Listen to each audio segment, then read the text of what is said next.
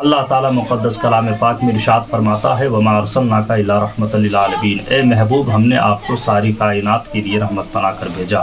جس طرح میرے آقا صلی اللہ علیہ وسلم مسلمانوں کے لیے رحمت ہے، اسی طرح کافروں کے لیے بھی رحمت ہے، جانوروں کے لیے بھی رحمت ہے، حیوانوں کے لیے بھی رحمت ہے، نباتات کے لیے، جمادات کے لیے، شجر حجر ہر کائنات کے لیے رحمت ہے۔ یعنی دنیا 7 طبق زمین میں جتنے بھی مخلوقات ہیں اور 7واں آسمان میں جتنے مخلوقات ہیں ان سب کے لیے ہمارے نبی رحمت للعالمین بن کر تشریف لائے ہیں۔ عزیزان گرامی، انسان تو انسان، جانور بھی جانتے ہیں کہ یہ اللہ کے رسول ہے، انسان تو انسان، حیوان بھی جانتے ہیں کہ یہ اللہ کے نبی ہیں، اللہ کے رسول ہے۔ آئیے میں آپ کو ایک واقعہ سناتا ہوں۔ عزیزان گرامی، مکہ کی وادی ہے اور وہاں پر ایک کافر ہے، اس کافر کا ایک اونٹ ہے، اس اونٹ نے لوگوں کو کاٹنا شروع کر دیا ہے، وہ اونٹ لوگوں کو کاٹنا شروع کر دیا ہے، پاگل بن گیا، دیوانہ ہو گیا ہے، جو بھی اس کے قریب جاتا اسے کاٹنے کے لیے دوڑتا ہے۔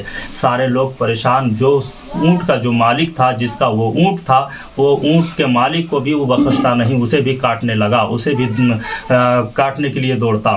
جب اتنا دیکھا تو وہ کافر بھی جان رہا تھا کہ یہ کافر بھی جانتا ہے کہ جو اللہ کے رسول ہوتے ہیں، جو اللہ کے نبی ہوتے ہیں، وہ جانوروں کی بھی بولی کو جانتے ہیں، وہ جانوروں کی بولی کو بھی سمجھتے ہیں۔ عزیزان محترم، جب وہ پریشان ہو گیا تو اسی راستے سے اس کافر کا گھر تھا، اسی راستے سے میرے آقا دو جہاں صلی اللہ علیہ وسلم کا گزر ہوتا ہے۔ اتنے جب دیکھا اس کافر نے کہ اللہ کے رسول جا رہے ہیں، مسلمانوں کے نبی جا رہے ہیں، تو جب اس نے دیکھا تو اپنے گھر کے دروازے سے باہر نکلا اور باہر نکل کر آ کر نبی کی بارگاہ میں کھڑے ہو گیا اور کہا یا رسول اللہ، آپ اللہ کے رسول ہے، میرا اونٹ جو ہے وہ دیوانہ ہو گیا ہے، وہ لوگوں کو کاٹتا ہے۔ پہلے اس طرح نہیں تھا، پہلے بہت اچھا کام کرتا تھا، جو بھی کام اس سے لیتے وہ کام ہو جاتا تھا، لیکن اب ایسا ہو گیا ہے کہ جب دیکھو کوئی اس کے قریب جاتا ہے، چاہے اسے گھاس ڈالنے جاؤ، اسے کھانا کھلانے جاؤں یا پھر اسے کسی کام میں لے جاؤں تو ہمیں کاٹنے کے لیے دوڑتا ہے، وہ دیوانہ ہو گیا ہے۔ یا رسول اللہ، ہم پر کرم کیجیے اور ذرا ہم پر کرم فرمائیے۔ میرے آقا صلی اللہ علیہ وسلم نے کہا جب ایسی بات ہے تو چلو صحابہ کرام بھی چلیں، اور اس کے گھر کے دروازے پہ پہنچے۔ جب اس کے طبیلے پہ پہنچے ہیں تو بتایا کون سا اونٹ ہے؟ کہا حضور یہ فلاں اونٹ ہے، یہ اونٹ دیوانہ ہو چکا ہے، یہ کاٹتا ہے۔ تو میرے آقا صلی اللہ علیہ وسلم نے کہا کہ رکو میں دیکھتا ہوں۔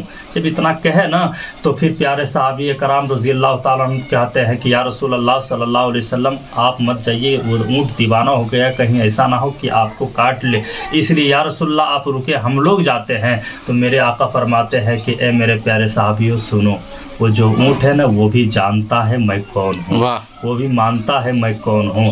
اتنا کہنا تھا کہ میرے آقا صلی اللہ علیہ وسلم آگے بڑھیں اور اونٹ کے قریب گئے۔ جب اونٹ کے قریب گئے نا تو وہ اونٹ اپنے سر کو نبی کے قدموں میں رکھ دیا ہے، گویا کہ وہ کہہ رہا ہے یا رسول اللہ میں بھی آپ کا غلام ہوں۔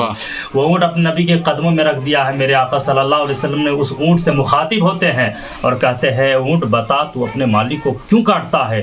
جب تمہارے پاس لوگ تمہارے نزدیک آتے ہیں تو تم کیوں اسے کاٹنے کے لیے دوڑتا ہے؟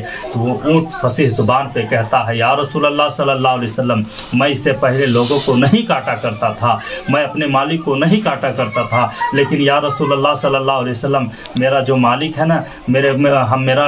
نا مجھے کھانا کم دیتا ہے اور کام مجھ سے زیادہ لیتا ہے، کئی دنوں تک مجھے بھوکا رکھتا ہے اور میری طاقت سے زیادہ مجھ سے کام لیا کرتا ہے۔ اتنا کہنا تھا اور وہ کہتے کہتے وہ اونٹ رونے لگا ہے، گویا کہ وہ اونٹ جان رہا ہے کہ آج یہ رحمت للعالمین آ گئے ہیں، ہمارا مسئلہ حل ہو جائے گا، ہمارا مسئلہ ہمارا دکھ دور ہو جائے گا۔